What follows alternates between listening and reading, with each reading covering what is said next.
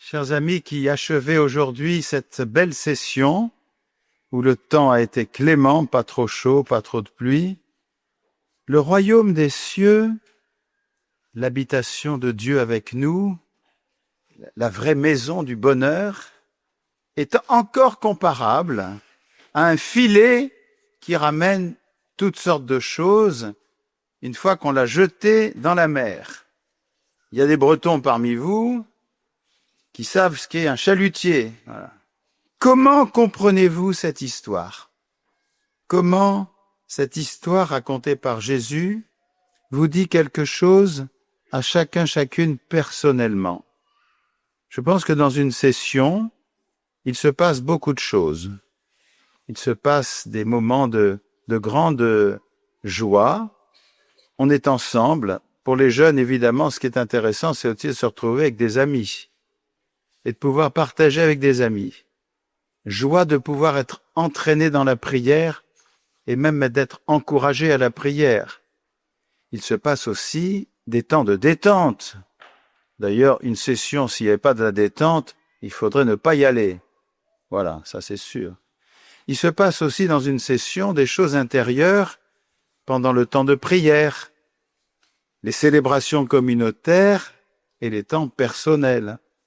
Il se passe aussi des choses à des moments qu'on n'attend pas. Voilà. Bien des choses se passent aussi dans le profond des cœurs. Pas seulement des choses qu'on va raconter au retour, mais des émotions, des joies, peut-être une lumière nouvelle pour notre vie, peut-être aussi un projet de vie nouveau, peut-être aussi des questions nouvelles.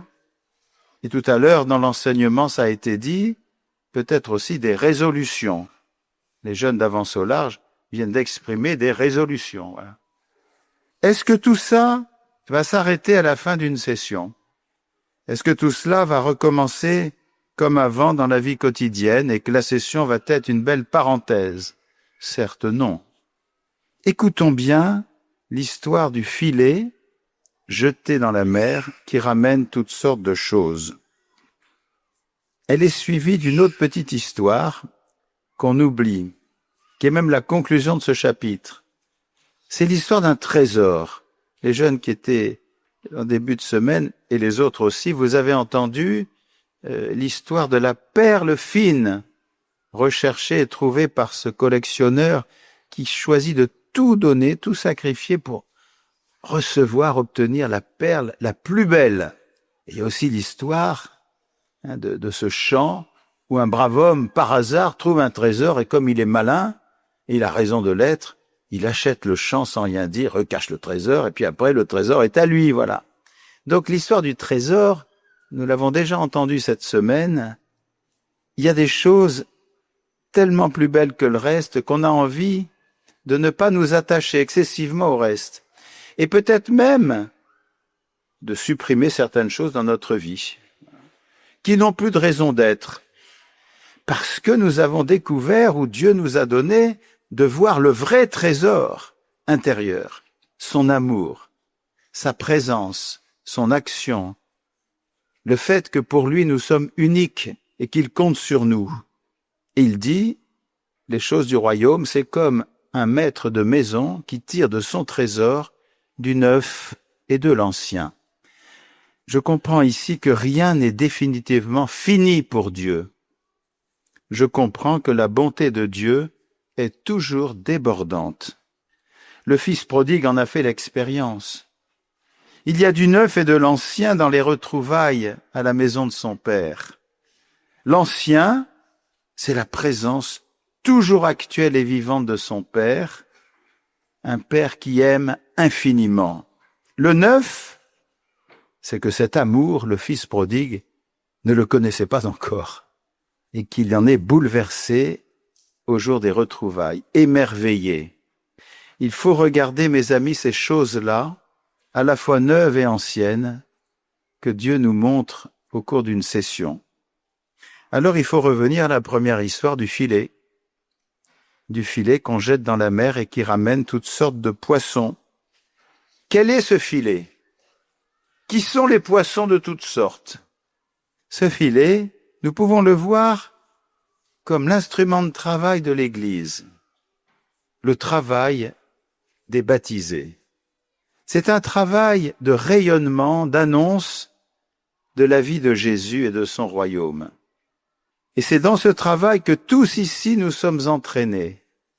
Oui, nous sommes venus ici à Paris parce que nous voulons être ressaisis, baignés dans un amour plus fort que tout.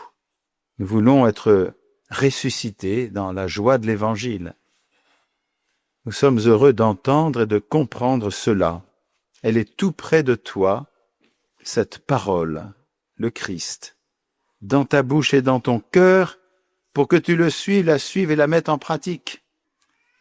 Et les poissons de toutes sortes, ce sont les hommes, les femmes, les enfants, de toutes conditions, de toute origine, de toute langue, race et peuple, qui sont touchés par l'annonce de l'Évangile, qui sont saisis, c'est le cas de le dire, pour un filet qui ramène des poissons, saisis par la prédication des apôtres, prédication de l'Église, et qui deviennent du coup heureux d'être ensemble, baignés dans le baptême, plongés dans l'eau du baptême, heureux d'être ensemble, écoutant de l'unique Maître, le Christ.